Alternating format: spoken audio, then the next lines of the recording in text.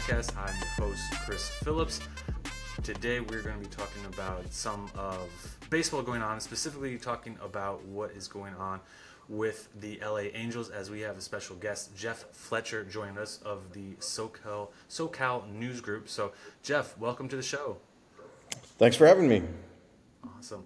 So, Jeff, real quick, how did you get started in all this, in covering baseball and then being a writer and kind of getting connected with, or getting a job with the SoCal News Group?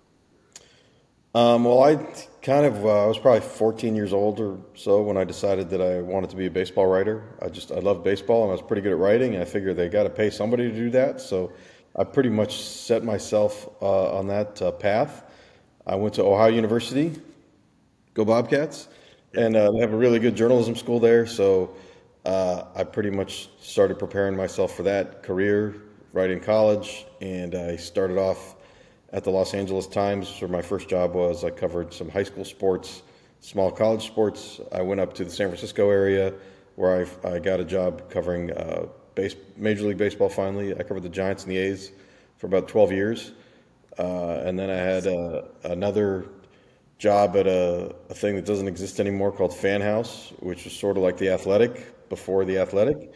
And I did that for a few years, and then I got hired to cover the Angels for the SoCal News Group in 2012, before the 2013 season, and I've been doing that ever since. Awesome. So now, you said you basically settled on this career path when you were 14. Was the Angels like your dream team that you want to cover, or was there a different team that you like, this is the team I want to cover because this is the team that I love and I follow? Well, believe it or not, even though I did grow up in Ohio, my favorite team when I was a kid was the Mariners. So, really? Yeah, it was just, I was 9 years old and they had the All-Star game there that year, and I thought they had cool uniforms. So that's how a 9-year-old picks a favorite team.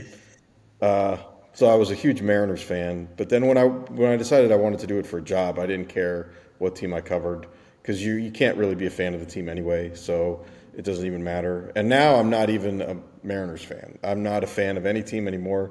It's my job, and I root for what works best for me, basically, which is the good stories, that I want to see, or if, I want to cover the playoffs because I need to get some extra Marriott points, then I root for the team to get to the playoffs. And if I don't want to go to the playoffs because I have a vacation that I want to take, then it's better for me that they lose. So it's all about me, basically. Okay, awesome. So I'm also a Mariners fan, and kind of a little bit similar. No. I'm sorry? No way. Really? Yeah. Kind of similar, because I'm here in Indianapolis, Indiana, born and raised, and a lot of people always ask me, like, why are you a fan of them? Because, Midwest team, why wouldn't you be, for Indiana specifically, the Cubs is like the number one team, and then it'd be the Reds would be the second best team. But I actually got, back when cereal boxes gave prizes and toys in them and everything, I got a box of Wheaties, and they're giving out baseball posters, and I want to say it was like, I think Mike Piazza was one, Ken Griffey Jr. was another, maybe Bonds, and there's a fourth, and I forget who. But my dad was a Mets fan, so I wanted a Piazza poster because my dad loves the Mets, and Piazza was great.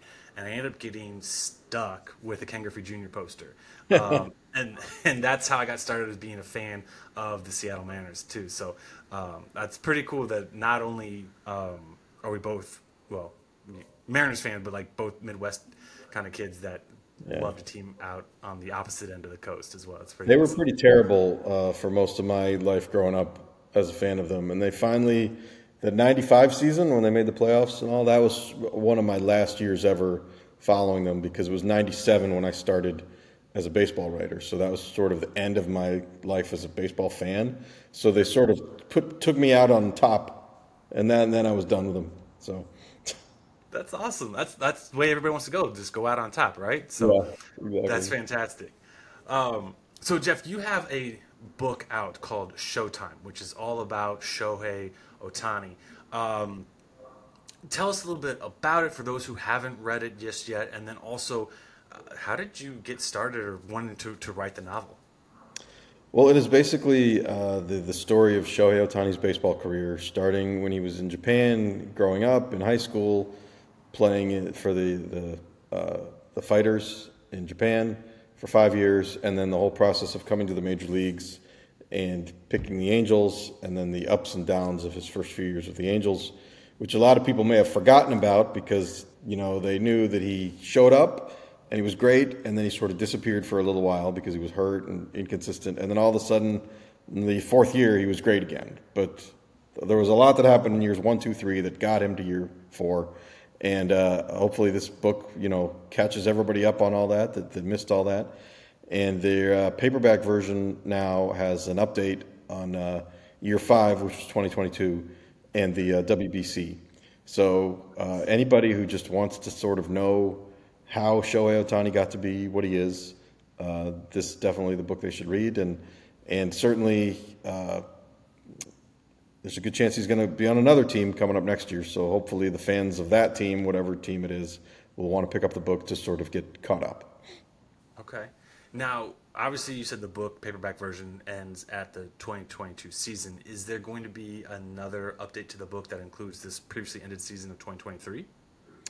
Not right now. There's a Japanese version I'm working on right now that will go all the way through, his signing with the new team. So that's, not going to be available till next year.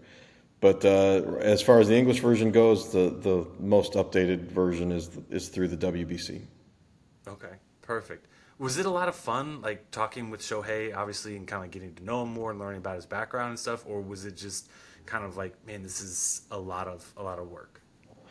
Well, it was definitely fun. It was a good experience to write a book, and he's a great subject. I didn't really get to know him, quote unquote, that well because he doesn't really sit down and do, really reflective interviews. It's Okay. pretty much you talk to him when he's talking about the games that he's played in or that kind of thing. So most of what you learn about him is from other people that you talk to about him. So, I do feel like I know more about him than 99% of other people, but that's still not nearly as much as I would like to know about him. Okay. So you said you've been covering the Angels for quite some time now. What is it like kind of covering two maybe like the best kind of players in the game of baseball right now in Mike Trout and Shohei Ohtani?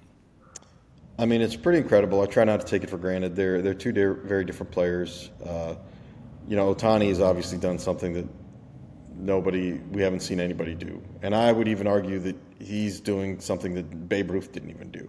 Because Babe Ruth didn't even want to be a two-way player. It was sort of like an accident that he was a pitcher, and then he realized he could hit, and then he didn't want to pitch anymore. And there were a couple of years where he was in transition where he did both, but that was sort of just a part of getting from A to B, not really the planned destination as it is with Ohtani. So I would say that what Ohtani's done is not like anything, and it's really incredible. And as for Mike Trout, I mean, I think the great thing about him was he just never had a bad year. And, even a lot of other really good players that we would think of in, as MVP caliber players still would have bad years occasionally. Christian Yelich was an MVP, and he had some bad years. Cody Bellinger was an MVP, and he definitely had some bad years. And, Mike Trout really, this year that in 2023 was his worst year. And he had an injury. He's had a lot of injuries lately. But even in his worst year, he had about an 850 OPS, which is still, all-star caliber player. Right. It's just not an MVP caliber player, but still, this was his worst year. Every other year, he's been over 900, which is ridiculous. And I think we've all been disappointed that he's been hurt the last few years, him especially. So I think that we'd like to see, him get back to being what he was before all these injuries. He's still 32 years old, so it's not too late for him. But definitely his career's taken kind of a little bit of a downturn, but still first ballot Hall of Famer whenever he's done. It's just we would like to see him play the way he did before.